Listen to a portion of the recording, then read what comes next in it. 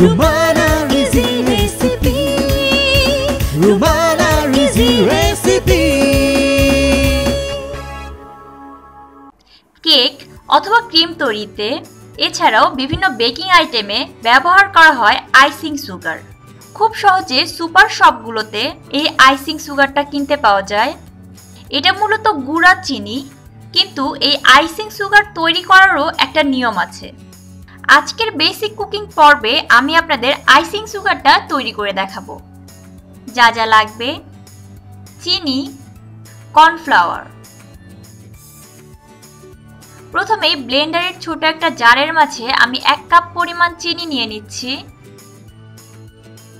এর মাঝে 1 চা চামচ পরিমাণ কর্নফ্লাওয়ার নিয়ে নিলাম। এখন এটাকে ব্লেন্ড করে নিব। আপনারা চাইলে পাটায়ও পিষে নিতে পারেন। যেভাবেই করেন না কেন, এটা একদম মিহি পাউডার করতে হবে।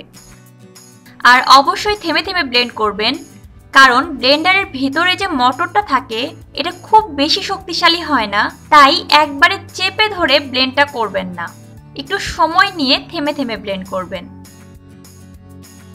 কিছু সময় পর ব্লেন্ডারের জারের ঢাকনাটা খুলে একটা চামচের সাহায্যে ব্লেন্ডারের জারের গায়ের সাথে চিনিটা লেগে যায় সেটাকে ছাড়িয়ে উপরের চিনিগুলো নিচের দিকে এবং নিচের চিনিগুলো উপরের দিকে দিয়ে দিতে হবে। এই কাজটা 2 থেকে 3 বার করবেন। ব্লেন্ডারের জারের মধ্যে 1 কাপ চিনি বেশি মনে হলে তা হাফ কাপ করে অথবা নিজের প্রয়োজন মতো 2 বারে ব্লেন্ড করে নিতে পারেন।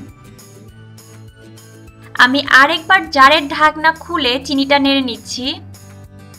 চিনিটা গুঁড়া হয়েছে কিনা তা এরকম 2 আঙ্গুলের মাঝখানে সামান্য চিনি নিয়ে একটু নাড়লেই বোঝা যাবে। যদি সামান্য দানা দানা ভাব বোঝা যায় তাহলে তা আবার ব্লেন্ড করে নিতে হবে। আমি প্রায় 5 মিনিট ধরে এটাকে ব্লেন্ড করলাম।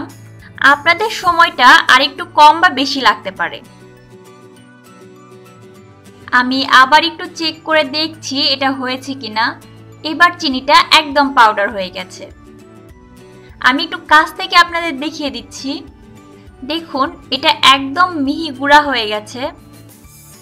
এখন একটা প্লেটের উপরে একটা চালনি নিয়ে এই আইসিং সুগারটা আমি চেলে নিচ্ছি। খুব বেশি পরিমাণ অবশিষ্ট নেই, অবশিষ্ট অংশটা আমি ফেলে দিচ্ছি। পরিষ্কার কোনো এয়ারটাইট জারে ভরে আইসিং সুগারটা সংরক্ষণ করতে পারবেন। আশা করি আজকের পর্বটা আপনাদের একটু হলেও কাজে লাগবে। ভিডিওটি ভালো লাগলে অবশ্যই একটা লাইক দিয়ে উৎসাহিত করবেন। আমার চ্যানেলের প্লেলিস্টে বেসিক কুকিং সেক্টরে টক দই, ব্রেড ক্রাম্বস, ঘি, গরম মশলা সহ আরও অনেক প্রয়োজনীয় রেসিপি দেওয়া আছে, যেগুলো আমাদের বিভিন্ন রান্নার ক্ষেত্রে প্রয়োজন হয়ে থাকে। ভিডিওর ঠিক নিচের দিকে লাল কালারের একটা অংশে লেখা রয়েছে সাবস্ক্রাইব। এখানে ক্লিক করার পরেই লাল কালারটা চলে যাবে এবং পাশে একটা বেলের ছবি আসবে। বেলে একটা ক্লিক করে নিন। ব্যাস, হয়ে গেল। এখন আপনি আমার চ্যানেলের সাবস্ক্রাইব মেম্বার। আমি যখনই কোনো নতুন রেসিপি আপলোড করব, সাথে সাথেই আপনার কাছে নোটিফিকেশন চলে যাবে। এতে করে আপনি আমার রেসিপিগুলো নিয়মিত দেখতে পারবেন।